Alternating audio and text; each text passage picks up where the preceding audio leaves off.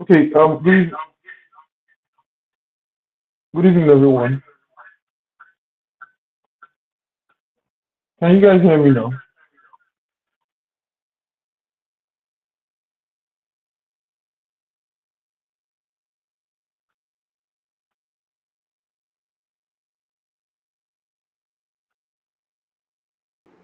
Yes, I think you have two devices on, so the other one needs to go off. Yes, is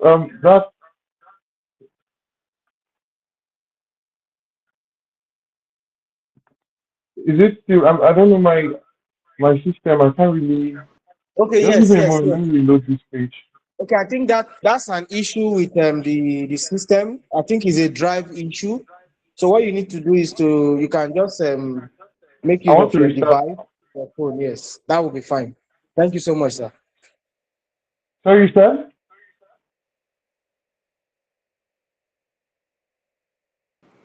Yes, can you hear me, sir? Yeah, I can hear you. Yes. So what I'm saying is that I think you are presenting with your system and your mic is on your device, your hand device. Yes, that's because the system is not, the one on the system is not loading. Yes, the one on the system is not yet. So you can just leave that, then you can use the one on your hand device. That's fine. Why you still present with your system, sir? Oh, okay, thank you so much. I think All right, we're doing all right, fine. all right. Okay, so everyone can see my screen, right?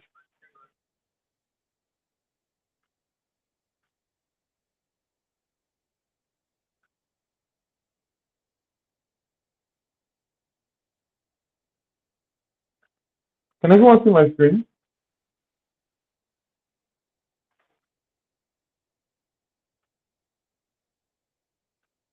Okay. Good evening and welcome to each and every one of us.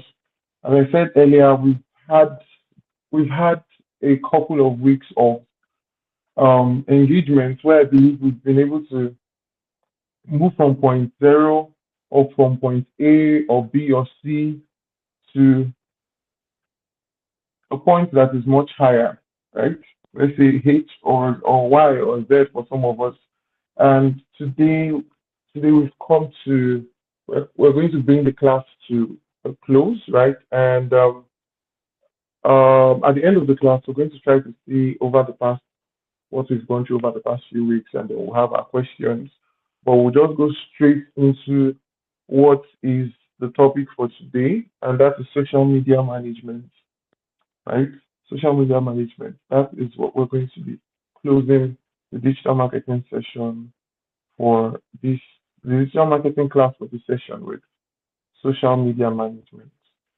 So before I begin, I'm sure this is a very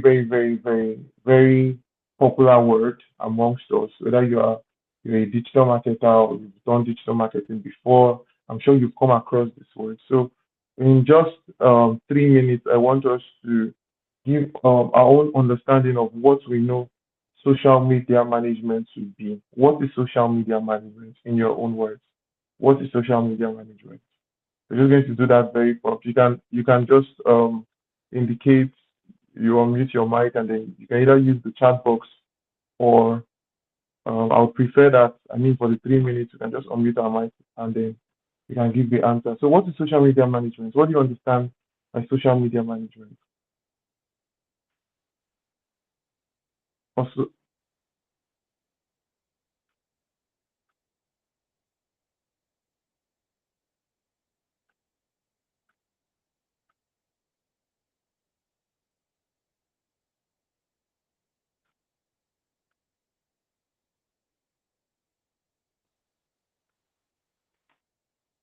sorry, did everyone get me? Because I'm not getting any response.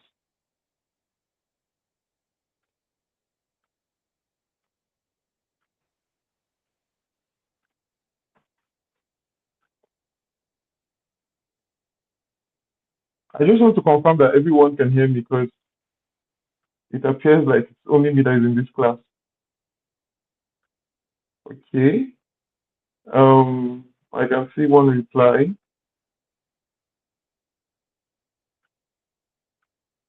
So Ikobasi is saying social media management is the work of handling a brand or person's social media account in a smart, consistent way so that they grow, look professional, and achieve a goal that sales visibility, trust, or engagement. Yes, yes. This is correct. This is very, very correct. So it's just a from back. So what we'll be starting with is still social media management, but as regards to the digital marketing class, it's social media marketing, right? That's what we'll be looking at. All encompassing social media management and social media marketing, right? So I mean, you need to understand social media marketing to be able to manage one's social media handles. Right? So that's what we're going to be looking at. I just wanted to put a clarity on that. I'm sorry for the mistake. So Gold is saying an online platform where people hang out to promote brand and then products. It's about creating content that resonates with your audience, engaging them in driving traffic and sales. That also is correct. That also is correct. I know we have other individuals here.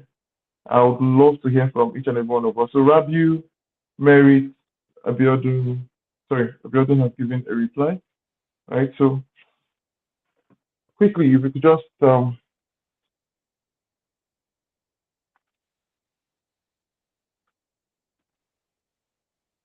okay, I guess we're not getting any other replies or responses. So Ikobasi and Go, thank you so much for your replies. That is very correct. Social media management is about um the way you handle your brand profile or the profile for a client, how you are able to um, successfully manage it in a way that increases growth and visibility, right? That increases growth and visibility. You want to use the social media platforms that we have available to strategically place that brand in a way that will be visible and give them their desired results. Right. So as I said earlier, for us to be effective social media management or managers rather, we must understand the whole idea of social media management or social media marketing. And that is what we're going to be starting with, right? Social media marketing. Once you understand what it means, what social media marketing is, then you can now manage people's or your brand social media man. You can be an excellent social media manager or manage um, the brand's social media handles effectively well to get the goals that we all want, which is visibility and at the long run, which would increase to um, an exchange of value, right? Value. And so we're just going straight to it. So social media marketing, right, is using the social media platforms like the ones we know, Facebook, Instagram, and all other social media platforms to promote brands, products, or services, right?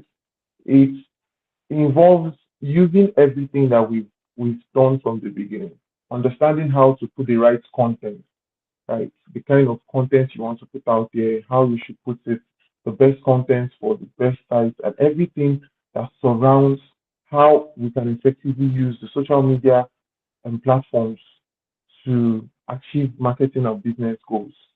That is the whole idea of social media marketing, right? And we have there are different aspects, there are different um, pathways to be to successfully carry out a social media marketing strategy. Right? There's very important things that we need to note or key aspects as I put in this material of social media marketing. Right? And number one is content creation. Um, um, I mean, content creation was the first thing we did. Right? If you go back to if you remember the first class we had, where after doing the introduction to marketing, we did content creation, and that's why content is one of the most important things. Right? You must be able to. I mean, what you're going to be posting and on the social media platforms are those contents you've created, and you must be able to know how to share the right content in the right platforms. Right? Content creation is generally about developing and sharing valuable, relevant, engaging content on all the social media platforms that we have.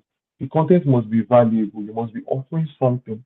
right? It must be valuable to your viewers. It must be also engaging. You must, as I will talk about, a clear call to action. The only way people are going to respond to your call to action is when your content is engaging, when it is clear. People can actually understand what you posted, right? And it's not all mumbled up or just jargons. No, it's clear. What the content you put out there is clear. So when you're creating your content for social media marketing, you must make sure that it is, after you must have put your understand, you've understood your end user, you understand your customer or your consumer, right? You must make sure that your content you're putting out there is clear, that one can understand what it is, and so that the next process can be carried out. Another key aspect of social media marketing is community building, right? Which is one of the main reasons and key reasons that distinguishes social media marketing from every other form of marketing. Yes, in other forms of marketing, we still engage with the consumers, with the end user. But social media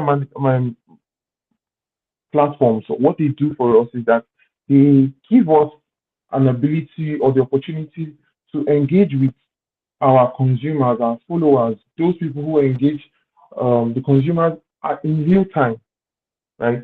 So there's a whole lot of community building. People are able to resonate deeply on a more personal level with your whole brand than when compared to every other marketing strategy or marketing form or platform, right? With social media, using social media platforms, you are able, one thing that it gives you the opportunity for you to be able to um, successfully, sorry, give me a moment. It gives you the opportunity for you to be able to successfully connect with your consumers at a very personal brand, at a very personal level rather, right? And so another key aspect is community building. How you interact with them consistently. You're putting out value that they can resonate with, something that they can think and then they understand, right? And you're doing this consistently. When you're able to communicate with them, they want to see that they're talking with a brand, they want to see that the people they are dealing with are actually humans like them, right? It builds, it helps to build community. Right? And so that's another key aspect of social media marketing, that's community building. Another key aspect is paid advertising, right? So much of what happens on social media is organic, but there is also, especially with the present time, there's so much of paid advertising on there. So gone are days when you just have to put your post out there, especially with regards business. You put your post out there and then you're expecting that you just maybe put the right post and then the right audience is going to see it. With paid advertising, right? You are able to tailor your post to meet to target your post to meet the right audience you want. You're going to be able to choose it. Okay, so this is the demographic that I'm looking at. These are the people who are my consumers, and these are the people who are making this post for. You can do this on every social media platform, from Facebook to even WhatsApp to Instagram to X, which was formerly Twitter, and LinkedIn. Right? These are the major social media, and TikTok. These are the major social media platforms that we have. So there's a whole lot of paid advertising, and it's also a very key aspect of social media um, marketing. Another thing is brand building, sales revenue, audience analysis. We're going to be looking at all of this as we progress, right? So what exactly is social media marketing, right? What is it? What's the strategy behind it? What's the whole goal of social media marketing? Now, social media marketing is, or the social media marketing strategy is a comprehensive plan that integrates your whole social media efforts with your team goals and broader business objectives, right?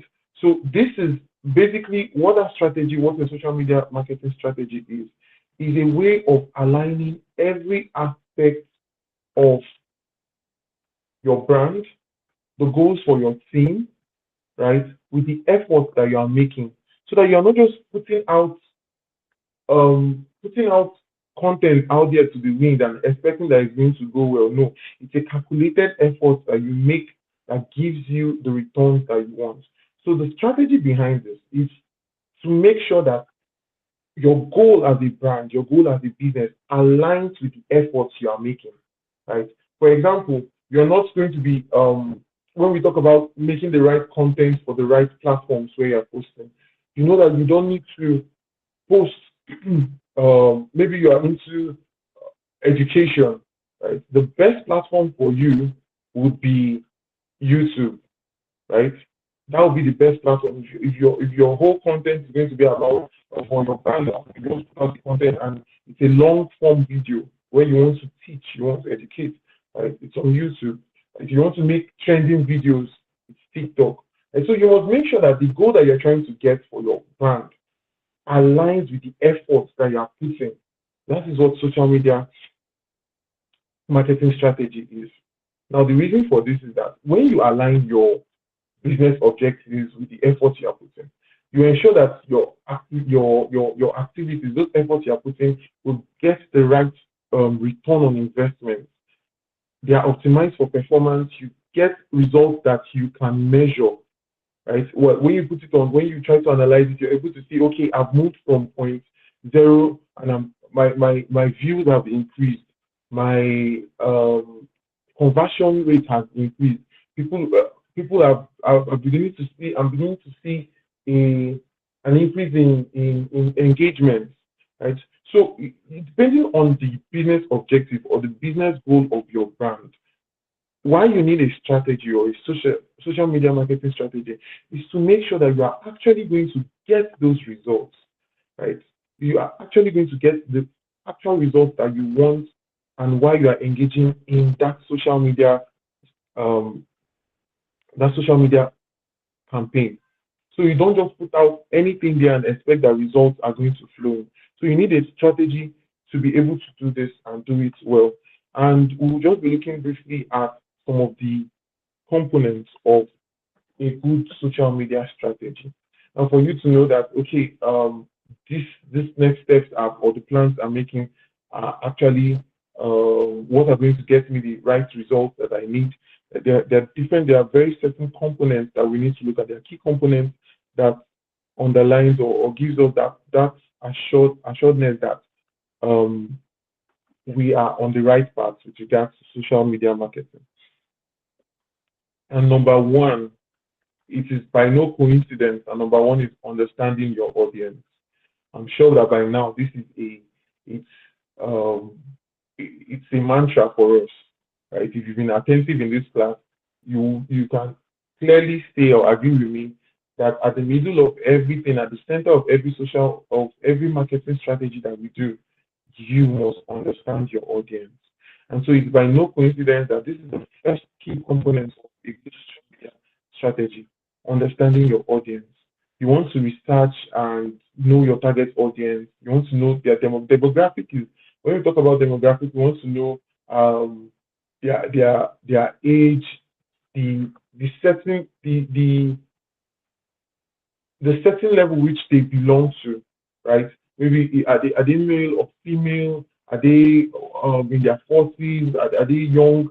Are they young adults? You understand? So there are different demographics, and you must know how to you must really research and know your audience so that you know the kind of content that you're putting out for them.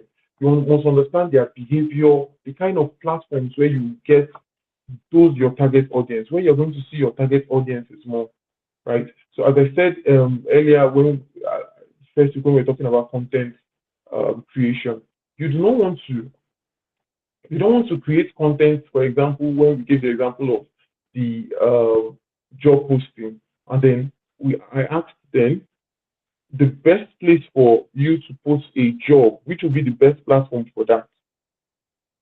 As you can use the chat box, what do you think would be the best platform to post to make a job post with the social media among the social media platforms that we have? What would be the best platform to make a job LinkedIn. post? LinkedIn.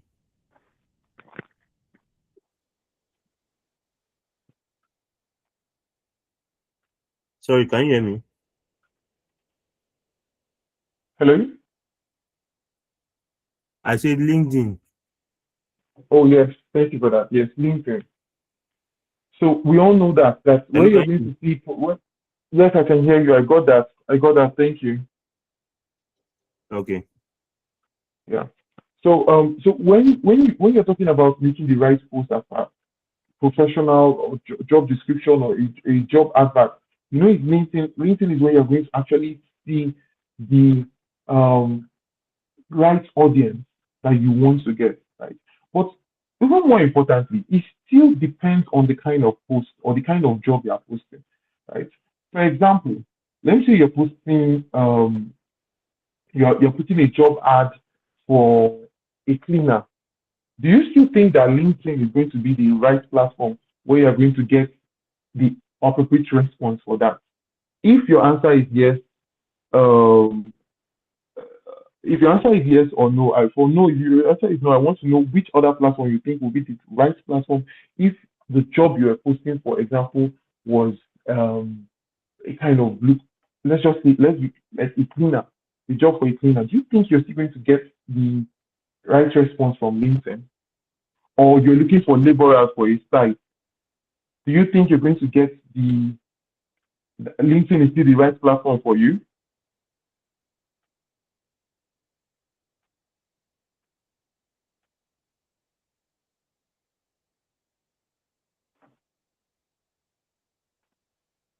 So just to reiterate, right, you remember I said I prefer that our classes are very, very interactive. So when I ask questions, I'm expecting that I have responses. So you can either use the chat box or you could just unmute your mic and give a reply, right? So if you didn't get me, I'm just going to repeat myself. So I said, as much as we've agreed that LinkedIn is the best for posting job ads, if you're posting a job ad with relation to, let me say, for the role of a cleaner, do you think you still get average response from LinkedIn?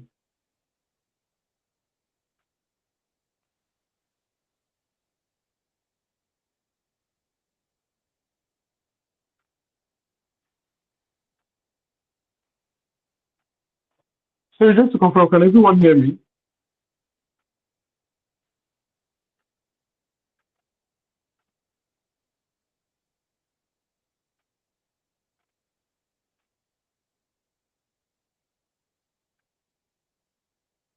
Okay, but no one was answering the question, so I want to be sure that we're still together in this class, right? So just so that we can move on. No, so you're raising up your hand. Okay, just unmute your mic and answer. So what I think is that for a cleaning job like that, LinkedIn will not be the best place to post it. The best place to post a cleaning job ad like that is going to be on Facebook. That is so wonderful. Thank you so much, Manso. Right? Thank you, sir. So yeah. So while LinkedIn is the best for professional networks and postings that regard all Hello, Mr. career Adozi. fields and all that. Hello, Mr. Yeah, Adozi. Can you hear me? yeah, I can hear you. Yes. Is it possible for your device to be so close to you so that you can be very, very audible, sir? Oh, sorry about that. Just give me a moment. Okay. Okay. All right. Thank you, sir.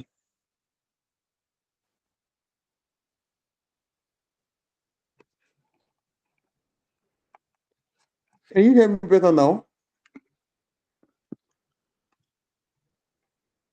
Yes, it's much better now. Yes, much better. Oh, sorry about that. I was using my hands free at first. I was using my hands free at first. So, just as so just to carry on from what no, so the reply we gave. Why we agree that LinkedIn is a very good platform for professional networks, right? Yes. So we can all agree that while LinkedIn is a very good platform for, I mean, professional, as Gold said, white collar jobs, right? We know that you're looking for laborers. You're not, in fact, you're not going to see them on that place. It's better you go to Facebook. That's where you would see them if you want to come online. That's for cleaners. For laborers, you will still see them best on Facebook than on LinkedIn. Right? Not that you may not see them, but it's going to be rare and it's going to be more like, okay, so I've seen this job ad and I know that this person was looking for a job, but it's not going to be on that platform. So you must understand the right platform where you're going to get that audience that you're looking for. Right. Another key component of social media, of a good social media strategy, is setting clear goals. You want to set SMART goals, and SMART being an acronym for Your goals must be specific. Are they measurable? Are they achievable? They must be relevant and then time bound, right? So just to go a little bit into this, when we say SMART goals or when we say for the specific, you don't want to put out a strategy that doesn't answer a particular question, a particular need.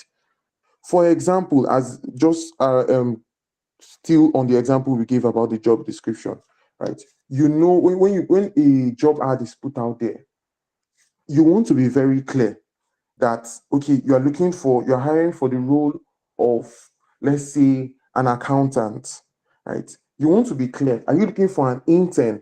Are you looking for someone with experience? Are you looking for a mid-level experience? What kind of experience are you looking for? If you don't put these goals, if you're not clear under your job description there with your job advert, you're going to have a whole lot of people that are going to reply, and it's not going to be what you actually want, right? It's not going to be, you will now have to come and start using the ATS or for the HR that will be in charge of that recruitment session. It's going to be a whole lot of work, which could have been cleared if you just put out the right, you made sure that you were clear, you were specific about the goal you wanted to achieve.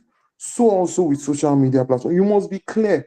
Remember I said when we were talking about content creation, you want to create a calendar. The reason why you need that calendar is it gives you that plan, gives you a certain kind of roadmap. Okay, this is what I want to achieve. This is how I want to achieve it. This is the time I want to achieve. You must be specific about the goal first off that you want to achieve with that social media strategy, right? Or the social media marketing strategy. Number two, is it measurable? Let me say you want to put out a strategy to increase your followers on let's say Instagram or X, right? So you want to know, okay, how can you measure that? Obviously, if people are following you up, or probably on LinkedIn or any of the social media platforms you have, you're going to be seeing that your followers are increasing, right? You're going to be seeing it. So is the goal that you're setting up, is it measurable? Can you say this is where I was when I started, before I started this road plan or before I started this social media strategy, and this is where I am now? The good thing is that all social media platforms have embedded analysis as a part of the whole workflow, or the part of the whole platform. So you want, once you make a post, you are saying, okay, this is the amount of people you reached. For example, if you're using WhatsApp Business and you make a post, you go to your status, you're going to see, okay, you had a 15% decrease or 15% increase in engagements. When you make your post on any of the platform, whether it's X, whether it's LinkedIn, whether it's Facebook, on LinkedIn, you will see what you see impressions, and you click there, you're going to see a breakdown. Okay, out of the impressions you got, you had one person that liked your post. They'll even give you, okay, they'll tell you maybe 10 were out part of your network. Out of that 10, 5 were mid-level management or mid-level managers. That is something that is, it's a goal that is, or a result that is measurable, right? You want to be able to say, okay, so you can now, over time, you can now say in a week or in 2 weeks, this is the amount of growth I've been able to achieve, right? And then you want to know that your goals achievable. Don't set goals that are, for the loss of better words, that are almost like going on a wild goose chase. Don't tell yourself you want to get to 1 million followers when you are not even on, let me say you're still on 100 followers. You know that is maybe, and then you say you want to do that in a month or 2 months. You and I know that except you're going to go and be buying bots, except you're going to go and be buying followers, right, which they can flag your account for, you are not going to get that goal. And how much do you want to spend to get that? So you must make sure that your goals are achievable. And then, are they relevant? Remember that I said a social media strategy is necessary to know that you are aligning your brand goals, your brand goals with the efforts that you are making, right? You want to understand the business goal, not just understanding the whole business goal, but for that particular, action that you're taking, is this effort you're making, is it going to get you the result that you want at that moment? Is it going to get you that result? Is it relevant to the goal that you've set? Right. And finally, time bound. One of my mentors always say any goal that you cannot measure, any effort that you cannot measure, then it cannot grow. The only way you're going to be able to know that, okay, this is where I need to put more effort, I'm doing well here, is when you can measure, or when your goals are time bound.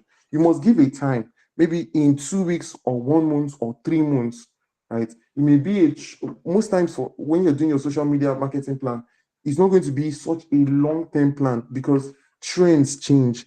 The algorithms, which is what we're going to be relating with most as social media managers, right? Is always on the go, like it's always changing. It's dynamic. So you want to be sure that you're not making such a long term. Let me say you're doing your content calendar for 1 year. That is really, while you can do that, but it's not really advisable. You want to do 3 months, you want to do 6 months, right? You may have a worksheet for 1 year, but it is not set in stone. So you want to do 3 months, you want to do with regards to social media marketing, right? So the kind of time you're looking at, 3-6 months, and in fact 6 months is still very long because, as I said, the trends can change at a moment. You maybe for example, we have a holiday coming up very soon, and then you are saying you've already made plans for that day, and before then something happens, and it's that whole image or the infographic you had planned or the video you've planned to post is not going to be what is trending at that moment, right? So you want to make sure that your goals are also time bound. That is the only way that you know that you have a good social media strategy. You want them to be specific. Are they measurable? Are they achievable? Are they relevant? And then are they time bound, right? So the next component of a good social media strategy is choosing the right platforms. We've already gone over this, right? We've overemphasized this. You must choose the right platforms. The next is creating engaging content, right? You want to develop a content strategy that includes different types of content that can be engaging to your users, right? And that can be engaging to your customers or your consumers as the need arises, right? You want to ensure that your content is relevant. It is something that they find value in, right? It's informative, it's entertaining.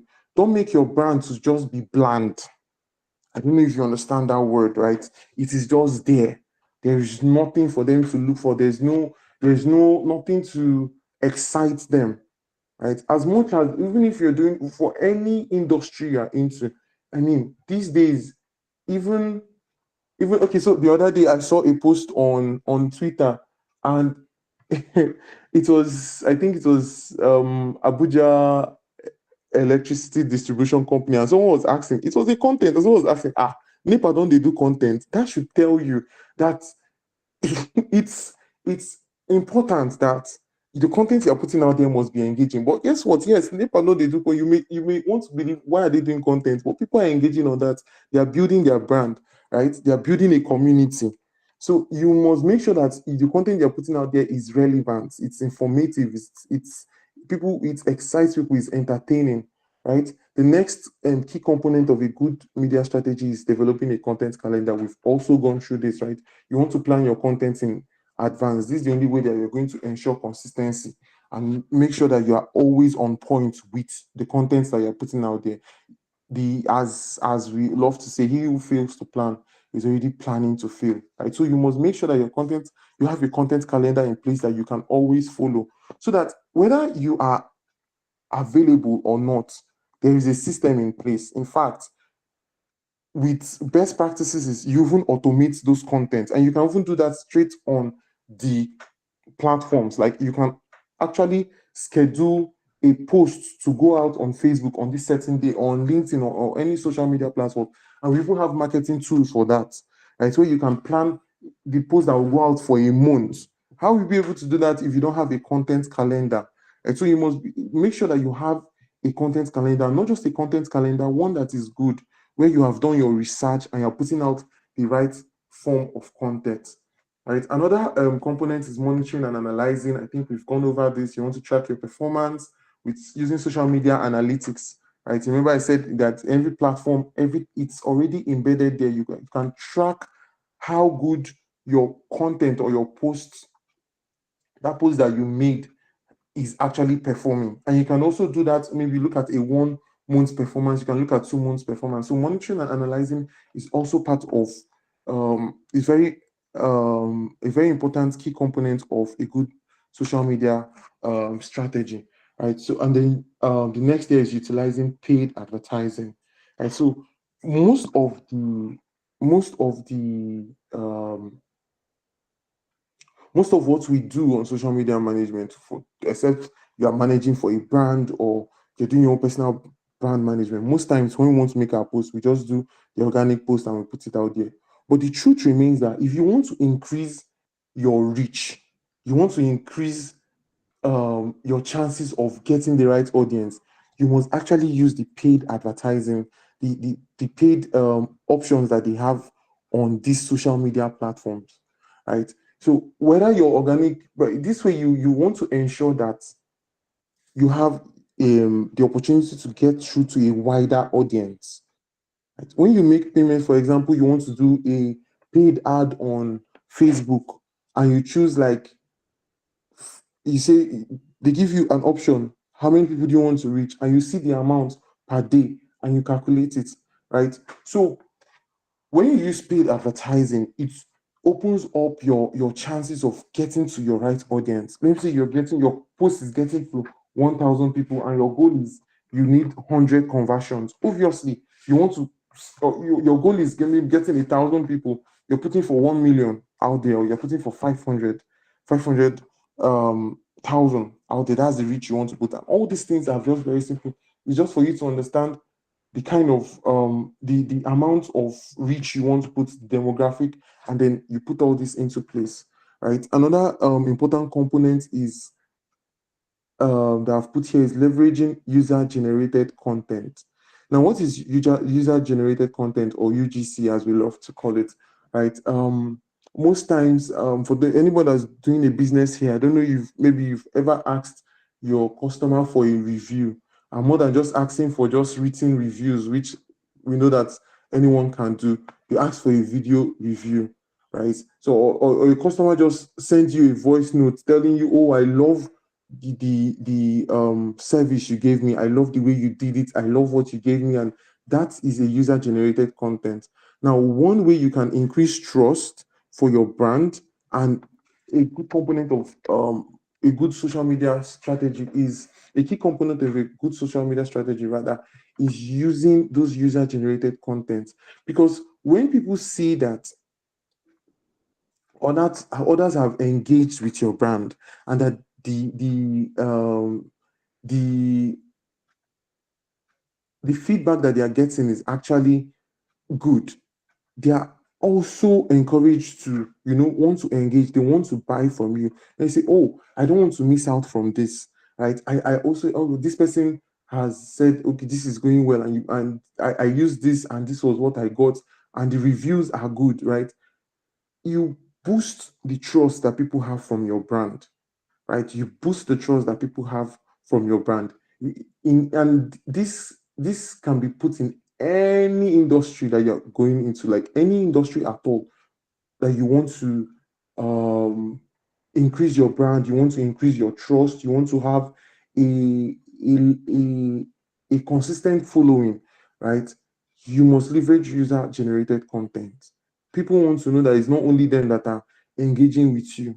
I don't just say that a business has gone and go. Ask for reviews, and when these reviews are done, put them in a way that would boost your visibility as a brand, right? So these are all key components of a good social media strategy. When you put all these things in place, when you check all these boxes, trust me, you're already on the right path to making sure, or making the best use, or getting the best results out of your social media marketing strategy, right? Next, we're going to be looking at a brief overview of the different social media platforms, right? Well, as we're looking at the overview, we're going to be looking at you've heard me mention here the user demographic. So we're going to be looking down at what's the user demographic for each of these different platforms are.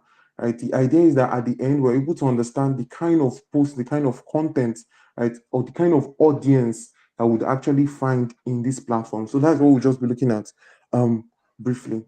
So as I said, understanding your social media platform is crucial, right, for choosing the right strategy, choosing the right content you want to put, and more especially the audience that you want to get to. You must understand the platform so well, because there are different audiences for different platforms. There are different people that you're going to get in different platforms, right? Everyone is looking for a specific goal, and that's what leads them to move to the platform where they believe they would get that value that they're looking for. So you must understand the social media platforms which you'll be managing, where you'll be doing your marketing, and that's what we'll be looking at next. So number one on the list is Facebook. Right? As I've written here, Facebook remains up until today one of the largest and most widely used social platforms that we have in the world. Right? Facebook still has one of the largest and widest followings that we have in the world. Right? The truth is, you see a whole lot of communities, a whole lot of businesses. I mean, you can see the marketplace. There's a whole lot of communities, businesses, opportunities that you find on Facebook, right? And this is because, I mean, it started for so long. It was one of the first social media platforms that we have, right? And so we're going to be looking at the kind of demographic we can find there. So basically, you will see it's primarily used by individuals aged 25, between 25 to 54, but very strong. You would see those who are of a more that age, you see 35 plus, as I put up here. But even more especially, you're going to even see most of our oldies, our fathers, mothers, the octogenarians. Most of them are on Facebook, right? So you don't see 35 and above, mostly, right? It's a go-to platform, as I said there, for older users who may not be active on TikTok or Snapchat. Businesses, local shops, and communities groups. These are all the kind of demographics. These are the kind of groups that you would see on Facebook, right? As I said, they're older users. So if your brand is targeted at older users, for example, maybe you are a healthcare brand. Maybe you have some wellness drugs and some wellness packages, things that you see that will manage people's health and all that. You want to put it more on Facebook, right? So that people sees it, depending on the kind of, let me say you're talking of diseases that are associated with age, right? Maybe diabetes, maybe high blood pressure, so you know that where you want to put the right content, the right platform where you'll be putting out your content will be on Facebook, right? You would see a whole lot of businesses, local shops, and communities. One of the biggest platforms for communities and groups is Facebook. You can't count the number of communities that we have on the Facebook platform, right? And it thrives so much there. So those are the kind of groups that you would see there. Now let's look at the best uses for marketing. Community building, as I said. So through Facebook groups, you build your community, you post, you're keeping them engaged. Now, business pages for branding, customer interaction, and updates. Then Facebook ads, which is the paid aspect of the platform. And then event promotion. I don't know if any of us have seen sections where you see events are coming up. I know most of us do not actually use this. We don't use this part of the social media platform or Facebook, as it were. But these are also things that you could use, that it makes available to you. Event promotion. Another one is sharing of long form posts, like articles and some links and some native videos, right? Some very native videos. I don't say local, but native videos, right? You see most of them on Facebook. Now, one of the key strengths include deep audience targeting, strong tools for customer service, um, integration with Instagram and WhatsApp. Right? I think that's one of the biggest things that we have from Facebook. The fact that when people watch your content on Facebook, they can directly message you on WhatsApp. You can post from WhatsApp straight to your Facebook, right? So that integration and interconnection from those three platforms actually makes Facebook have an edge, right, when it comes with, especially with regards business, right, and having straight replies at once. So it's also a very strong tool for customer service. You can actually embed bots, automate messages that gives your customers replies so that whether you're on seat or not, you have automated that process, and then they're not just left, they're not left hanging, right? So these are some of the strengths of Facebook. And next we'll be looking at is Instagram. Now, Instagram is more of a video or visual first platform, as I said there. It's more focused on photos, right? For our ladies in the house, I'm sure we understand what I'm saying here, right? You can relate so much to this. So if you're looking at where you want to see, talking about aesthetics, beautiful photos, things that maybe you're shopping for bags, you're shopping for your hairs, right, and stuff like that, Instagram is your go-to platform for that, right? So the platform thrives on aesthetics. As I said, you see very, very put together photos. Everybody wants to come correct when they're coming on Instagram, right? You don't see anyhow. It's almost like it's a picture perfect kind of platforms. Though now we're seeing a whole lot of um, divergent and different kind of contents out there, right? But more especially is for all these very put together, very beautifully looking photos, videos, and a whole lot of those picture perfect content, as I said. So I said it thrives on aesthetics, trends, and engagement through storytelling features like reels, your stories, and carousels. Instagram, I guess, was one of the first platforms that introduced reels, right? Those short videos you watch and then you just get the value at a very short time, and all this increases the engagement value for Instagram, right? Especially as I said, if your brand deals with lifestyle, basically lifestyle, women, you're dealing clothes, you're dealing shoes, you're dealing, things that surround all those, or your hospitality.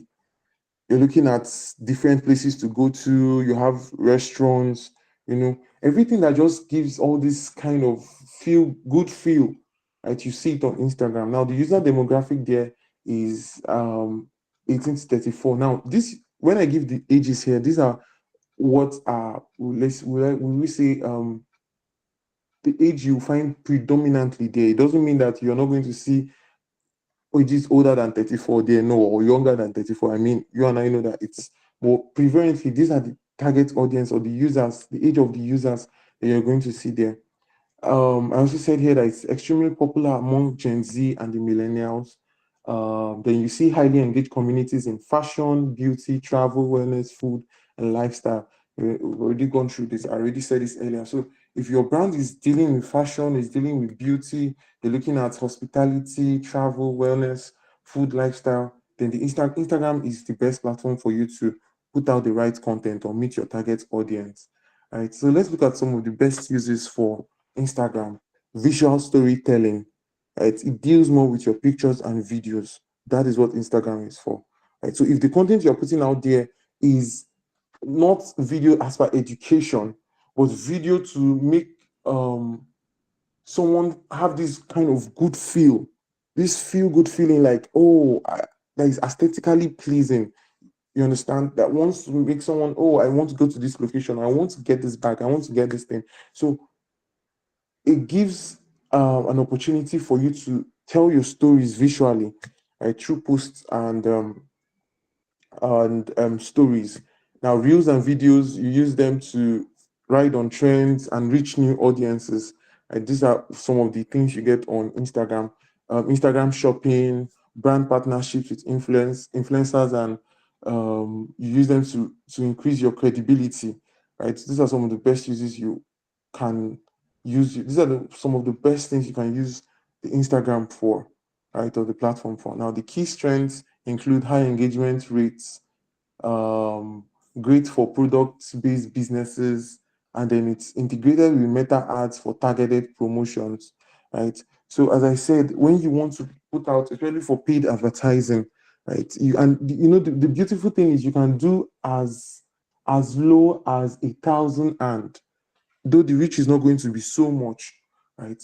But you can actually make targeted posts or pay for advertisement and for wider reach, and for, I mean, that is per day, obviously, right? That's per day. For something as low as 1,000, 2,000 naira, you can actually get a wider reach, right? And so you just go to those options there, and then you're going to see them and you make use of them. Right now, LinkedIn, as we know, is the biggest platform for professional network. You want to increase your network, you want to meet with businesses, you understand? Professional meetings, business to business. Basically, that is what LinkedIn is for. So B2B here means business to business marketing. There are two forms of marketing. So it's either you're doing with regards to the user. So it's either your brand has goods that are gotten by other brands, right? That's business to business marketing, or business to consumer, which is B2C marketing, right? So business, and then your customers are the end users, right? That's what we call B2C marketing. Just wanted to put that out there. So the LinkedIn platform is tailored for career development, business networking, thought leadership. There's so much you can get on LinkedIn, right? Basically, it's a professional networking platform, right? It's a professional networking platform. Sometimes we tend to forget that LinkedIn is also a social media platform, but the truth is, it is a social media platform, but it's more especially for the professional network. You want to grow, you want to put yourself in that certain light, right? I mean, if you're a job seeker here, or you are a professional here, regardless of whatever industry you are in, and you're not on LinkedIn, then I'll advise you at this moment that you can download that app, and you make sure that you're there. Not just opening it, but making sure that it aligns with your whole career journey, or your process, or your goal, right? And then you want to make sure that it's well put together. Now, let's look at the user demographic that you would get on LinkedIn. Professionals from age 21 to 60 plus, including executives, business owners, HR teams, job seekers. These are where you're going to get all of them, right? You see a strong presence in industries like tech, finance, consulting, education, right? Every industry that gathers around us, rotates around the whole professional network, you're going to find a whole lot of them on LinkedIn. Right now, the best uses for marketing include business to business lead generation, right? You want to reach out to other businesses, you want to reach out to other brands, professional brands, right, or organizations. LinkedIn is the best platform for you to do that, right? It's also best for personal branding and building a professional authority.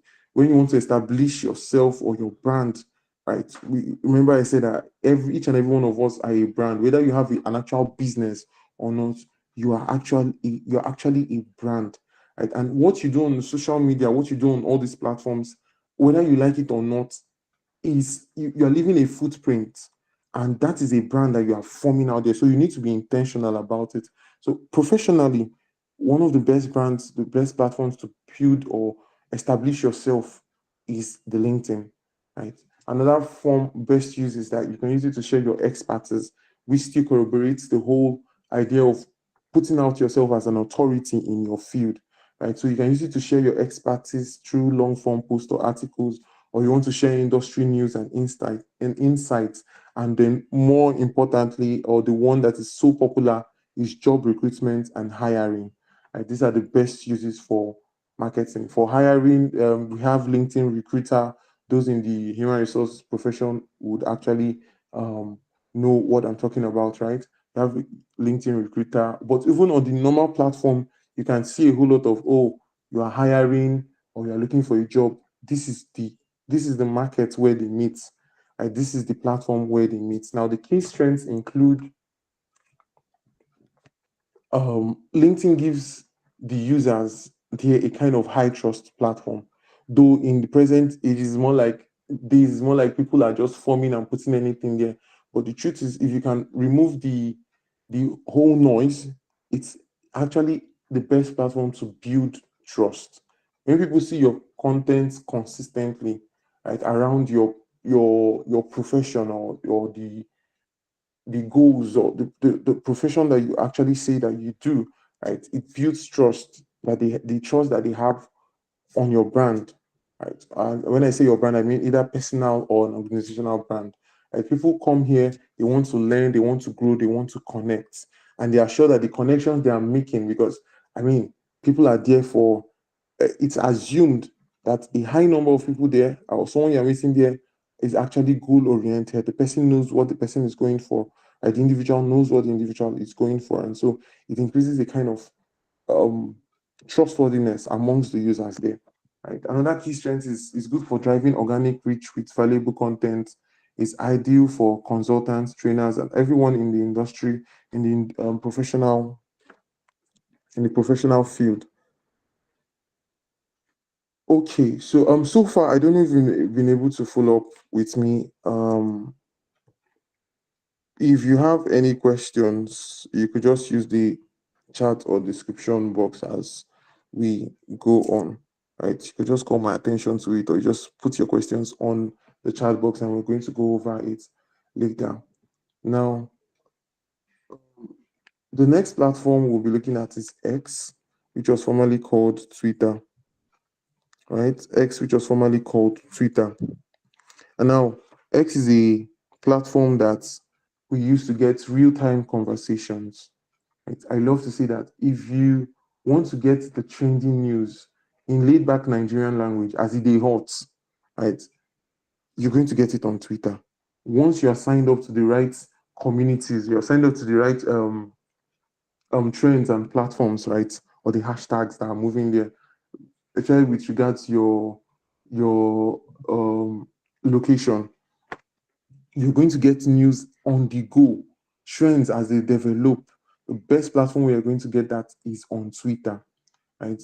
But even in recent times, Twitter, especially for in the tech world, Twitter has been an opportunity for you to get jobs, for you to get connections, for you to get on life-changing life-changing insights, right? So it's depending on what you've actually set your account to view. As when you're logging, when you're joining Twitter, they're going to give you, okay, so what are your interests? And then you choose, maybe you're looking at sports, your interest is news.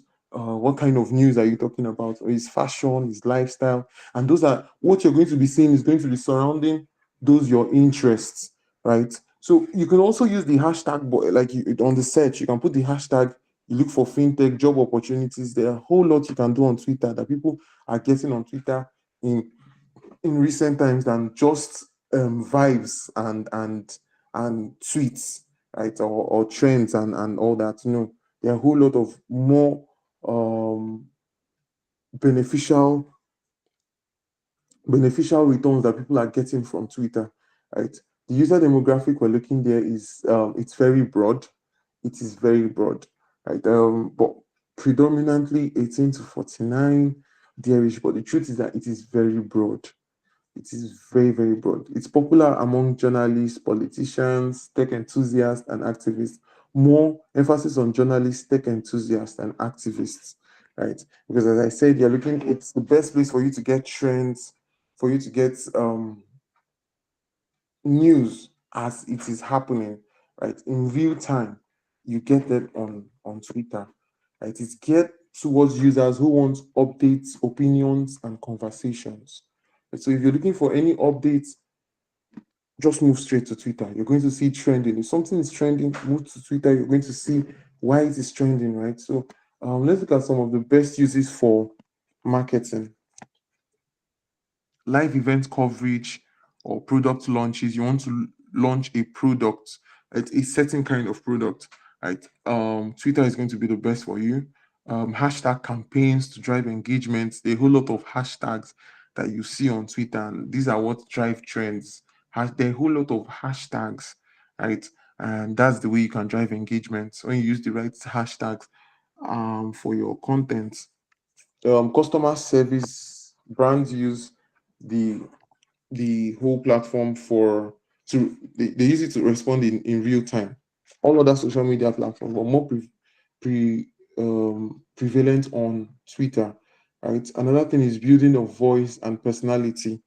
When you want to build your personality as a brand, you want a deeper connection with your audiences, then Twitter is the best platform for you. The key strengths include instant engagement with trending topics, right? When a topic is trending and you are able to use that hashtag, you would see that your trend is getting your content is having more engagement, is having a wider reach, right? So you are getting instant engagements with trending topics. When you use the right hashtag, you go to trending topics and you embed those hashtags into your content or the post you are making, you're going to see that you're getting instant engagement on them, right? Another one is a strong way to get organic reach.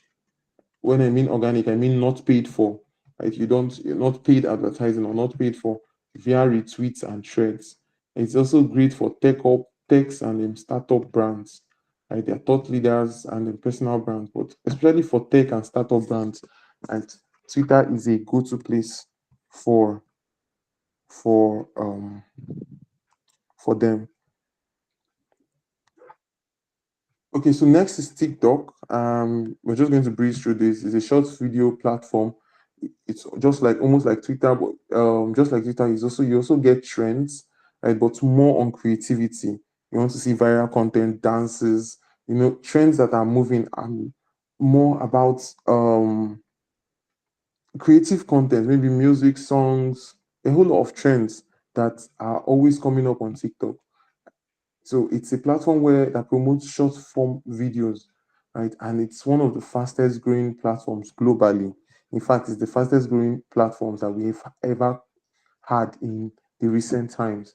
Now, the usual demographic there is Gen Z, but the truth is that as of today, it's not just everyone, mostly everyone is on TikTok. Everyone, you want to while away your time, you're looking at just the demographic is so wild, right? But you know that we should understand that it's more the groups you're going to see there are more of the young people, right? Because of the trends and stuff that you're going to see on the platform.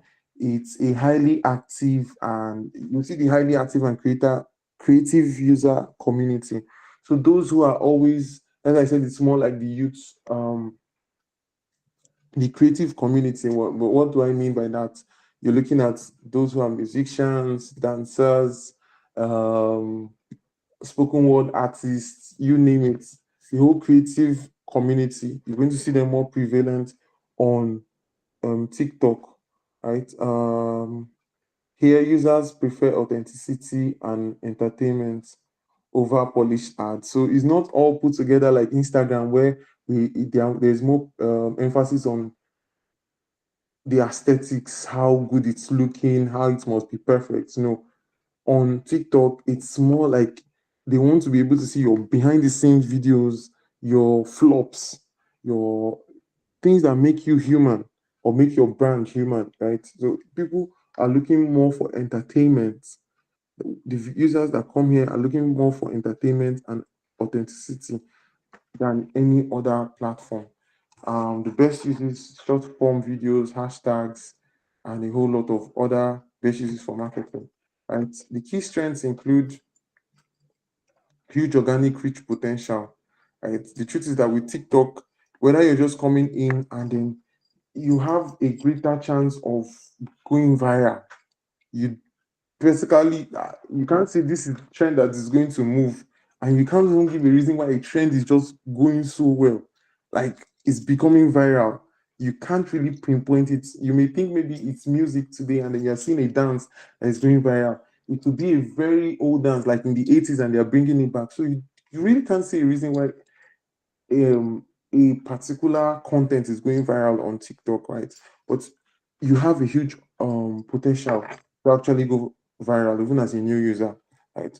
Another key strength is that it favors the creative and contents that are relatable, as I said earlier. It's very good for brand awareness and audience building, right? So this is a summary table I gave of a quick table. You can go over it at our own time, right? Of the different platforms and the demographic and their strengths, right? We could just have them at the back of our mind.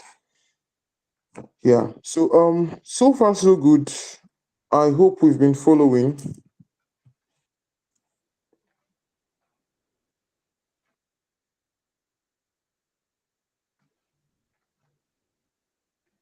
Okay, okay. Thank you for your feedback. Please remember, I said just put down your questions. We're going to go through them after um after the whole class, right? But if you have something that you think needs to be answered immediately, you could just call my attention to it. Right. Next, we're going to be looking at how to build your brand online. I've been talking so much about brand, personal brand, your organizational brand. So we're going to be understanding how do you actually build your brand? What are those things that actually we can say, okay, this is actually a brand this is a brand that we can relate to, or this is actually a brand in that whole sense, right? So that's the next things. Those are the next in the next few minutes we'll be looking at what building a brand means, right? And then some of the components we're going to be looking at brand voice, brand values. We're going to be looking at um, the identity, everything that surrounds on what a brand is. So we'll just go straight into it. Now, a brand is more than just a logo that people know you by.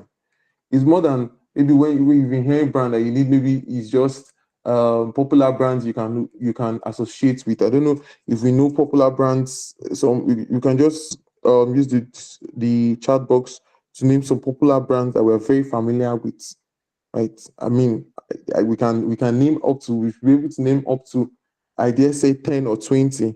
Like, so just use within the few seconds, let's just use the chat box and then name some brands that we know we can associate with at the go, right? There are a whole lot of brands. I mean, popular brands that we know that is everyone knows those brands, especially you are in Nigeria, you are an African, right? These brands are popular to each and every one of us. They are peculiar to us here. So, I mean, just give an example of those brands.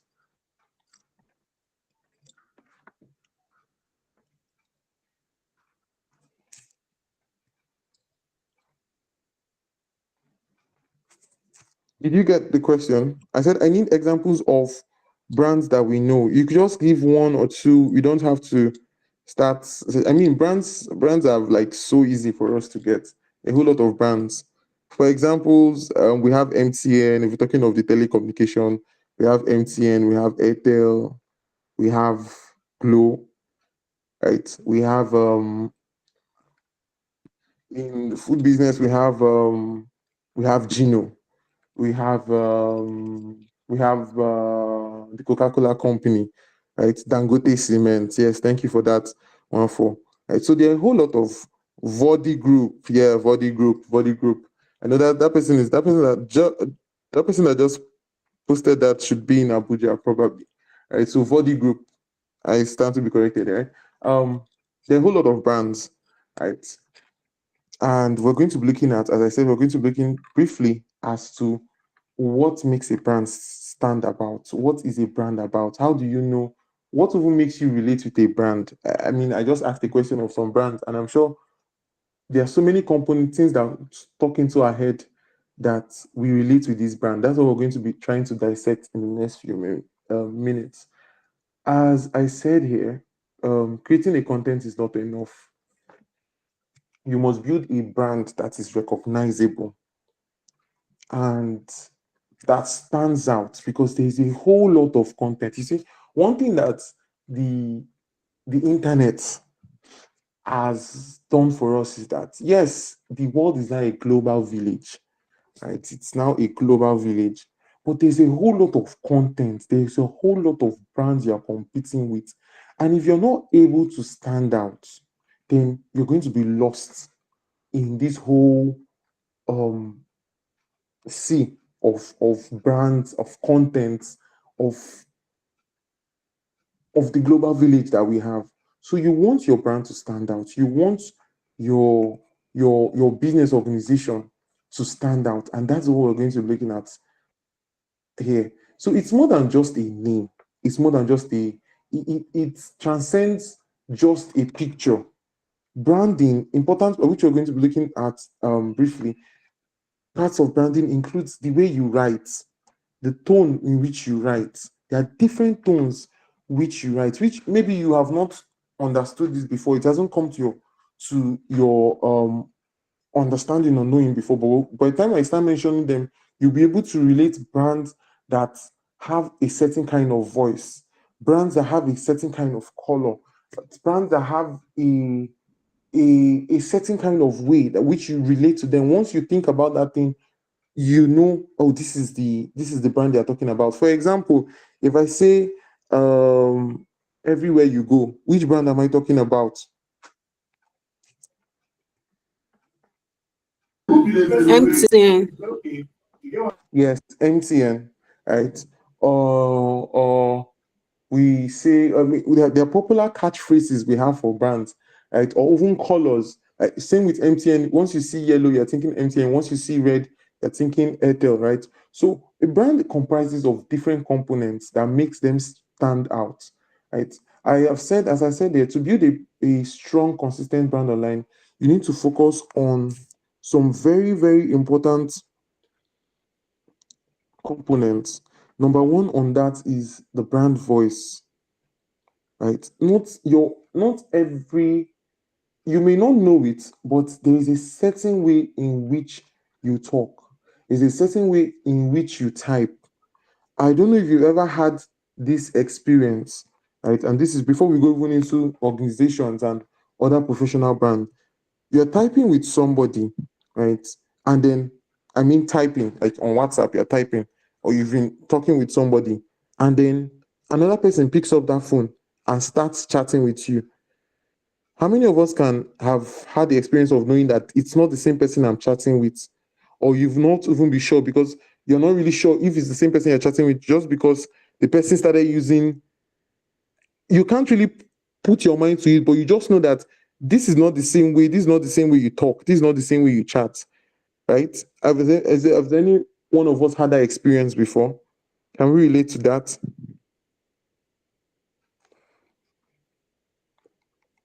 I said where you are having you've been having a discussion with somebody, right? Not voice, so I mean you're on WhatsApp or even on messages, and you're typing with someone, you're having a conversation with somebody, and then you notice, oh, this is not the same person I was typing with, that I was chatting with yesterday, and this is just by writing, right? Has any of us had that experience? Okay. So one of that whole idea, that thing that you that made you understand that this is not the person I've been chatting with, or there's been a change in this person's style, is the brand voice. Now, the brand voice is basically the tone and style in which your brand communicates across all platforms. There's a certain way that your brand communicates that people have known you for, which is why you have to be intentional about the way you want them to view you, right? So, why is the brand voice important? Number one is that it sets tone for the kind of ways you reply, the way you want to comment, the way you want to engage. Right? Let me give you an example of a brand that we, for those who have followed up with him, right? The Rattel gang and the whole squabble that's ensued in the last few weeks. Right? If I'm saying the Rattel gang, who am I talking about? Which brand are we talking about here? Very good, dark man. VDM, right? You see, I didn't mention his name. I just said Ratel Gang. And I mean, we already know who we're talking about here, especially with the past issues that have been happening between him and the other guy, right? So the brand voice, there's a way, there's something that we associate with him, right? You will learn the hard way, or you'll go and learn the hard way, that kind of thing, right? So it's a voice. You know that when he's addressing issues, there's a certain way in which VDM addresses issues. But moving away from that, that is just by the way. There's a certain way in which brands, I'm trying to get up an example of a brand that we can relate to, a professional brand that we've actually related to, or we can all put in our mind. Let's see.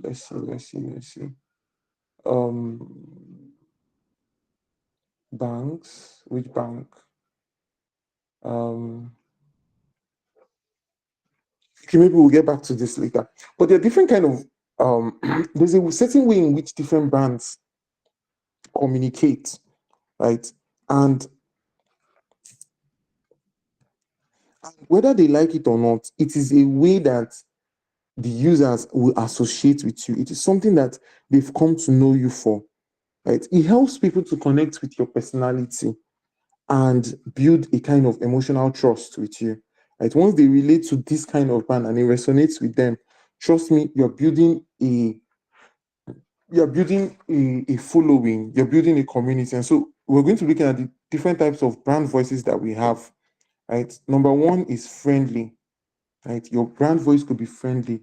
Now, the description of this kind of brand voice is warm, is casual. You're using emojis and slangs when you're communicating with your audiences. For example, hey fam, I got something exciting for you, right? You want this kind of brand voice may basically be with like lifestyle brands,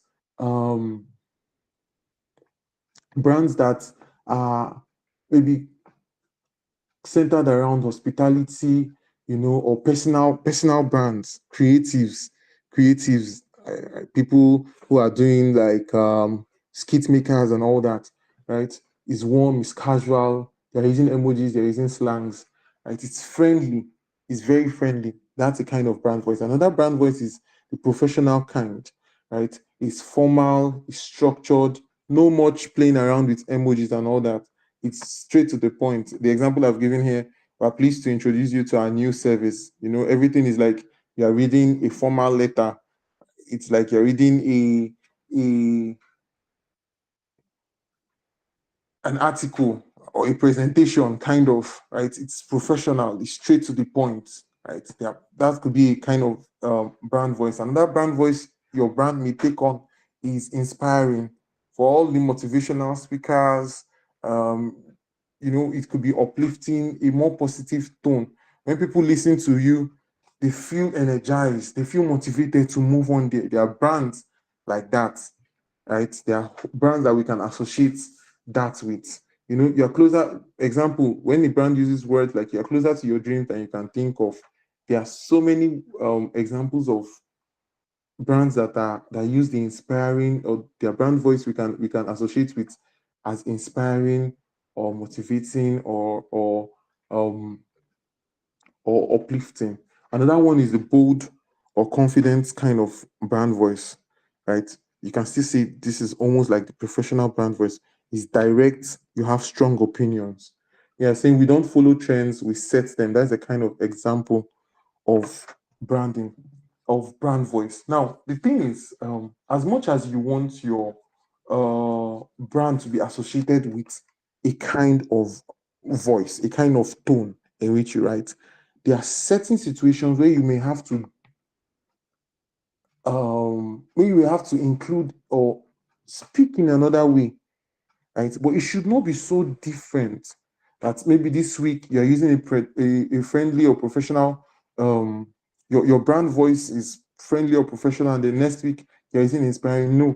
By the time you are consistent on a kind of brand voice, people are able to relate with you, right? They just know that once they see that content, or even when they see a content that relates to it, your brand comes to their mind, right? Because the idea is you want your brand to always be on the mind, at the forefront of your users. Now, the next component of a brand that we'll be looking at is the brand values, right? As a brand, you must have things that you stand for. You have certain principles that your business believes, right? There are certain values that you must have as a brand. And why do they matter? When you have your certain values, when you are vocal about these values as a brand, you create a kind of emotional alignment with your audience. Those your community members, obviously, why they are even going to become your community is that they relate with the kind of value that you represent, right? They relate to the kind of value that you represent. People want to follow brands that, as I said, people want to follow brands that represent something meaningful to them. Now, examples of brand values: honesty, simplicity, innovation, customer first, inclusivity, empowerment. All these are examples of brand values rather. I give it an example here. A brand like Dove promotes body positivity and self-esteem, right? Their content avoids overly retouched images and promotes real beauty, right? We may have there are so many examples of brands that of brand values that we can actually note, right? There's so many examples of them. Customer first. Um, I think most banks will always tell you, organizations will tell you, but predominantly amongst the banks, they oh, we're customer first. We want to think of the customer first. I mean, every brand should actually be a customer first brand. They want to customer is at the forefront or the center of what the brand is about, right? They want to see that they are making sure that their customer is getting the best value for what they want. Now, so the next component we're going to be looking at is the brand visual identity, right? And this talks about how your brand looks. It comprises of the logo, the colors, the fonts, the fonts.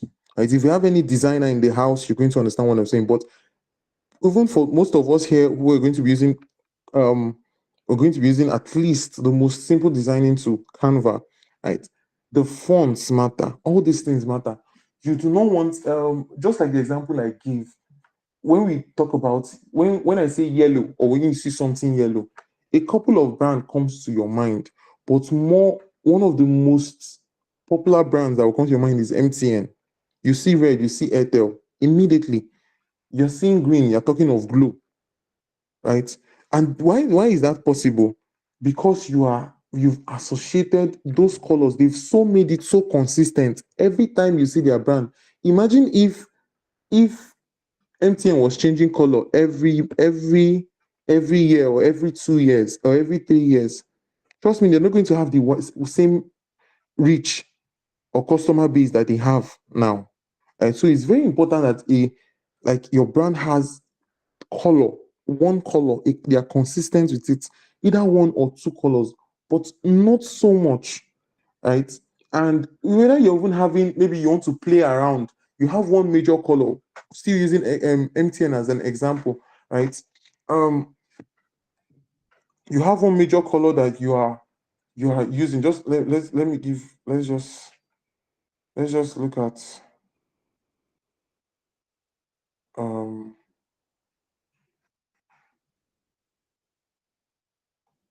let's look at what we're talking about, right? So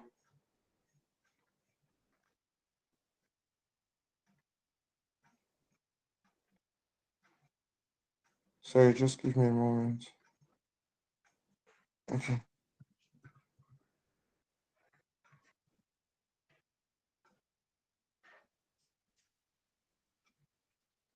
So what that is loading, let's see. I just want to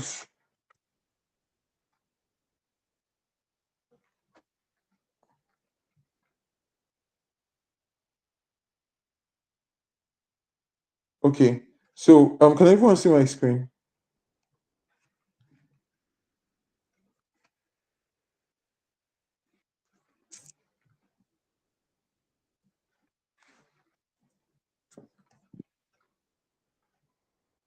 Okay, so these are different pictures of the MTN brand, right?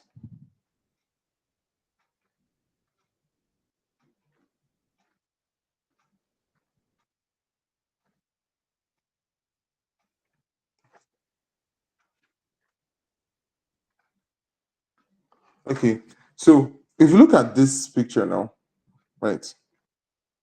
If you look at this one now, you can see which color is consistent here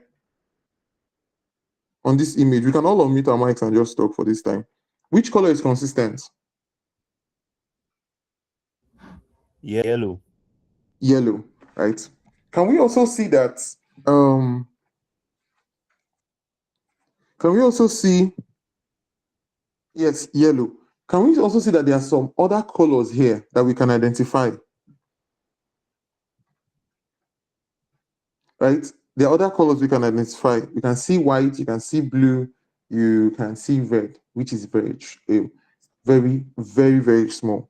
Right? But once you see yellow, you know it's MTN. Not that they don't have other colors that they're associating with, but even the other colors that they're using to design. And if you continue looking at different MTN logos, right, they're going to be moving around those 4 colors, which is yellow, white, and blue predominantly, and then black for some of the write-ups that they make. But we can continue going down, we continue going scrolling, we're still going to see them.